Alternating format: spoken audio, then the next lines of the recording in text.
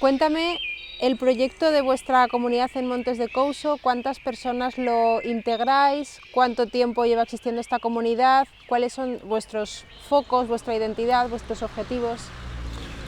Bien, la comunidad se formó en el año 1984, que fue cuando se recuperaron los montes comunales. Hasta ese momento pertenecían desde el franquismo, estaban en manos de los ayuntamientos, y en ese año pues se recuperaron para la comunidad. En estos momentos somos 82 comuneros, es uno por casa, lo que permite la ley, pero en realidad somos todas las casas comuneras, ¿verdad? Todos participamos de las decisiones en asamblea. Llevamos en la directiva desde el año 2008, decidimos coger las riendas de la directiva porque consideramos que el Monte Gallego tiene un potencial brutal y que no es solo producir eucalipto y pino, sino que hay más alternativas que se pueden ofrecer. Apostamos por un monte multifuncional, por proyectos educativos, por proyectos de ocio y por proyectos alternativos de madera y otros productos. Y cuéntame, Xosé, cómo llegáis a conectar con el proyecto europeo Art Living Lab, cómo conectáis con Natalia, con concomitentes, ¿cuándo se produce ese cruce? Pues la realidad es que no conocíamos este proyecto y un día me llama Frank Quiroga comentándome la existencia de este proyecto y si queríamos participar, con lo cual nosotros encantados, todo lo que sea enriquecer nuestras actividades en el monte, pues genial. Y ese fue como contactamos con Frank Quiroga y a partir de ahí pues con Natalia, una chica encantadora, que es la mediadora que tenemos en el proyecto.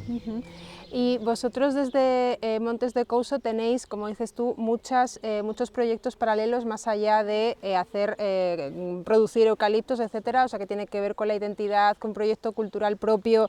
Entonces, ¿cómo crees que se conecta el proyecto de concomitentes y cómo crees que con ese proyecto vuestro y cómo crees que la cultura y el arte puede ayudaros a llevar a cabo vuestra propia trayectoria? Bueno, nosotros desde un principio apostamos por poner en valor el monte, no solo con estas producciones que te comentaba para creación de puestos de trabajo, que es nuestro objetivo final, sino para valorizar el monte, que la gente lo pueda disfrutar y ponerlo en valor, que lo respete, lo cuide, y para eso cuantas más actividades tenga el monte, pues menos incendios tendremos, menos vertidos, porque al haber gente paseando por el monte disuade a este tipo de gente, ¿verdad? Y sobre todo queremos concienciar a los más jóvenes de que el monte es futuro y que en el monte puede haber de todo, arte, cultura, ocio, deporte, trabajo, de todo. Y ¿cómo valoras la labor que se hace desde concomitentes de fomentar el encuentro, la participación, la conexión de arte, sociedad, es decir, ese proceso para ayudaros a desarrollar el proyecto de Tierra Común? Bien, nosotros somos una organización asamblearia, las comunidades de monte somos asamblearios, decidimos todo en asamblea, por tanto ya estamos acostumbrados a debatir y a tomar decisiones en conjunto. De hecho, el 90 y tantos % de los acuerdos que tomamos es por unanimidad y muy pocos con discrepancia. Y todo lo que sea aportar nuevas modas de gestión de la comunicación, de mediación, pues nos va a enriquecer, nos va a favorecer, sobre todo para llevar a cabo nuestros proyectos. Y dime, Xosé, ¿cómo valoras esta primera etapa del proyecto, los primeros encuentros que se han producido con Natalia y el grupo de comitentes? ¿Cómo han sido los primeros contactos?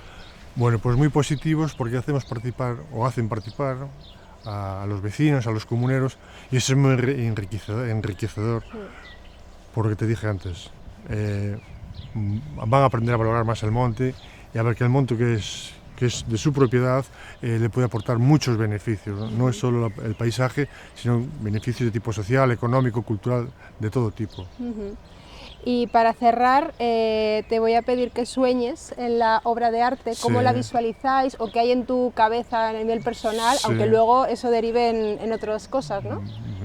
Evidentemente es un proceso que decidiremos entre todos, pero dentro de la Comunidad de Montes pues tenemos algunos proyectos educativos en marcha y queríamos completarlos. Tenemos el Bosque de la Lingua, que es un proyecto muy chulo para aportar valores medioambientales a la gente, sobre todo a los niños, y para proyectar nuestra lengua entre los más jóvenes, que es un elemento que se está perdiendo desgraciadamente, ¿no?